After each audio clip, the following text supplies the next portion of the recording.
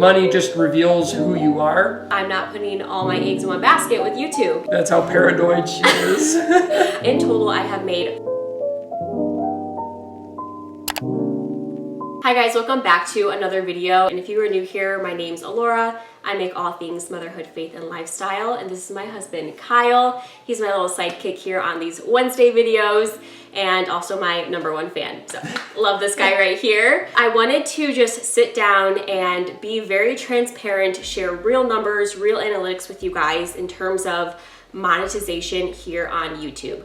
So as this video is being filmed, I currently have around 8.2K subscribers.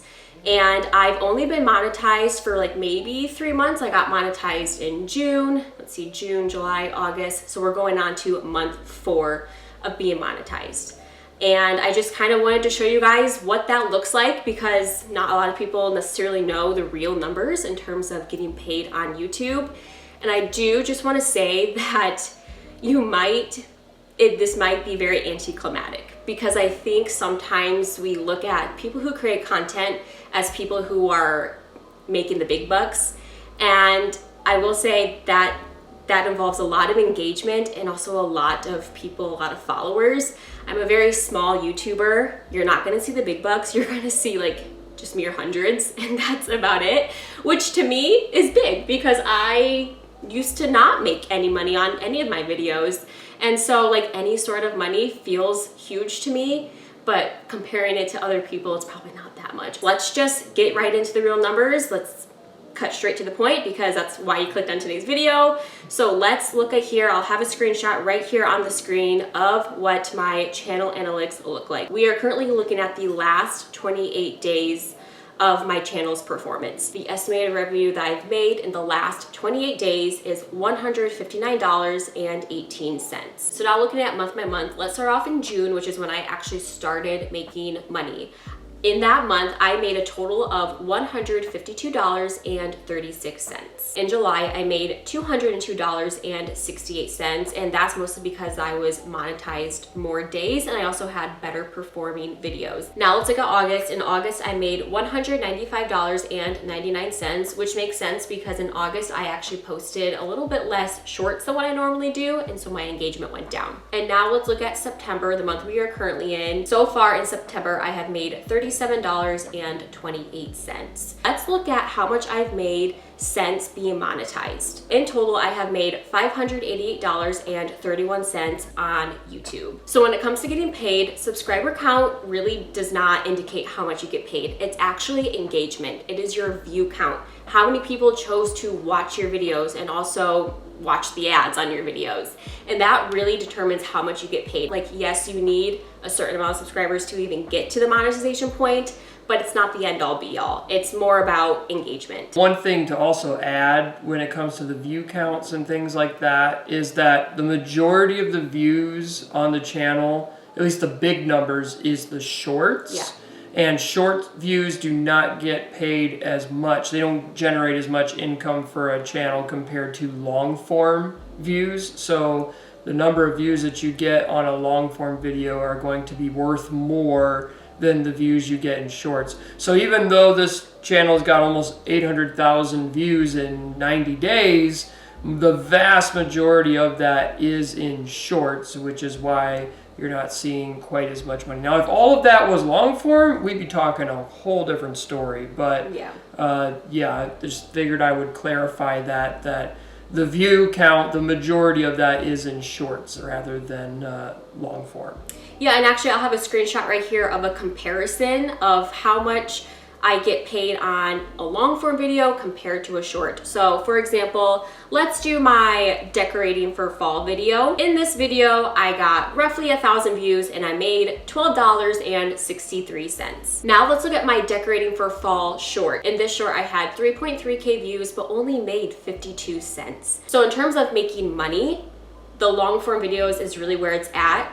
But in terms of gaining subscribers, the shorts is where it's at. Now, to all my longtime viewers who are probably wondering, Alora, what are you gonna do with this money? Any money I make off of YouTube is going straight into our savings that will then pay off debt. My prayer for this channel is to bless others, and this also was just more of a creative outlet for me as a mom who had no hobby. I didn't know what I enjoyed doing, and so that's the whole point of me getting into YouTube, was I just needed a creative outlet, and I also just wanted to spread some light here on the internet and share the things that I love and am super passionate about, like being a wife, being a mother, being a Christian. And therefore, my intentions were never to become a content creator or an influencer. I honestly hate, okay, this, I might get myself in trouble here. I hate the word influencer. It just like makes me cringe. Like, my family will call me that as out of a joke because they know it like really irritates me. I just don't look at myself as that. I don't really, I guess maybe a content creator because I do create content, but really I'm just Alora. I'm Alora, and I post on YouTube and I post the things that I love, and I don't plan on changing. And so when I started making money on YouTube, I didn't want that little increase in money to change who I am or feel like I have money now, I can just go, you know, shopping spree. I wanted the YouTube money to bless my family, and I wanted it to be fruitful in the future. And so any money I'm making will go to debt. And then once we have paid off debt, that money will go towards a van, a home project. And I guess like once all that's accomplished, and if I'm still doing YouTube and I'm still making money on YouTube, then I wanted to go towards family vacations to make memories. And I would love to put that money in my kids' 5 to 9 and also maybe invest. So that's just kind of our plans in terms of what we're going to do with the money. I want it to be a blessing and not a hindrance, or a blessing and not a curse. And so that is why any money I make off of YouTube will not fund any sort of lifestyle. It's going to fund the things that will put us in a better spot in the future. So that means that going forward, and even the videos in the past that we've done about our monthly budgets, when we've been inputting our monthly incomes, we have not been factoring the YouTube money in whatsoever. And like Alora said, the money, it shows up once a month. That's how YouTube and Google, who works with them and stuff like that, that's how they pay their content creators. You get basically one check a month.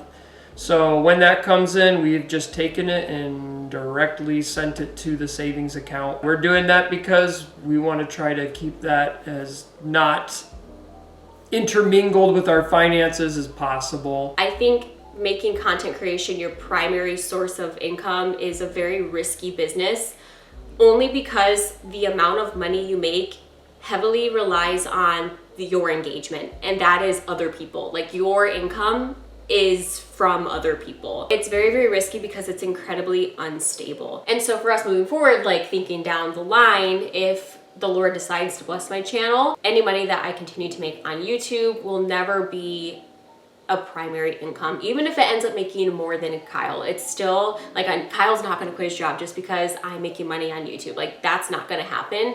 Kyle's going to remain the breadwinner, and whatever money is made is going to go towards future things. By living off of what I'm making, it's going to keep us more grounded. Taking these steps now and how this money is going to be used will help keep us level-headed. Kind of like how Dave Ramsey said that if money just reveals who you are, just as an amplifier. So if you have a lot of very bad qualities, then money is just going to reveal that more. And if you have a lot of good qualities within you, then money is just going to reveal that more. So we want, if we were to get a decent chunk of money from this, we would want it to be revealing good qualities from us. I just want to reiterate that I want YouTube to be a blessing and not, like I said, a hindrance or a curse, because sometimes when people start to gain a following and when they start to gain a lot of money on social media, it truly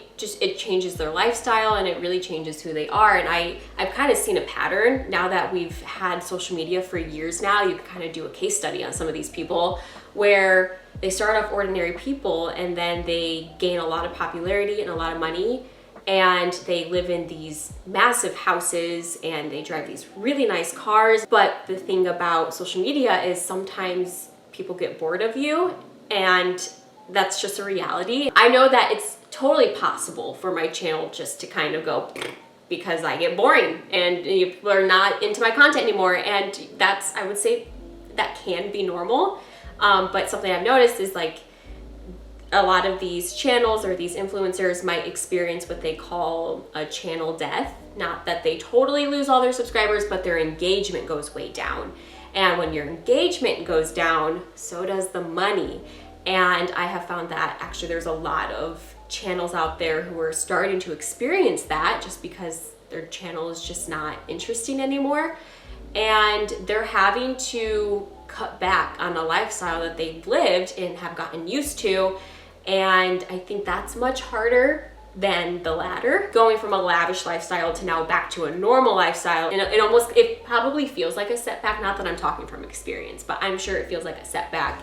And I have been seeing a few channels on there who are starting to experience that, where they're not in their prime anymore, but they didn't set themselves up to go through that engagement dip or that channel death, as it's sometimes referred to. I have seen that and I am aware of that. That's a reality, and that's something that I've applied to my own channel, that I'm totally aware that at some point people just might not be interested in what I post.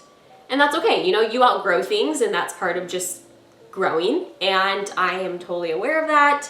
That's why I'm not putting all my eggs in one basket with YouTube. YouTube is a hobby. It is not a job, because I don't rely on this income. This income is simply just a blessing, and it's going to continue to be that until the Lord decides to shut this door.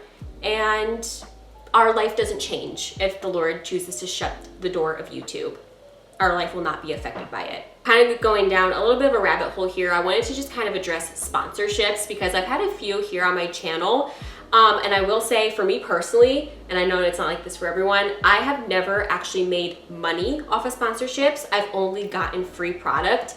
And the truth is, I don't even know where to start when it comes to making money with companies and sponsorships. I don't know where to start. I also have major trust issues as well, because I actually had a company not that long ago reach out, and they wanted my social security number.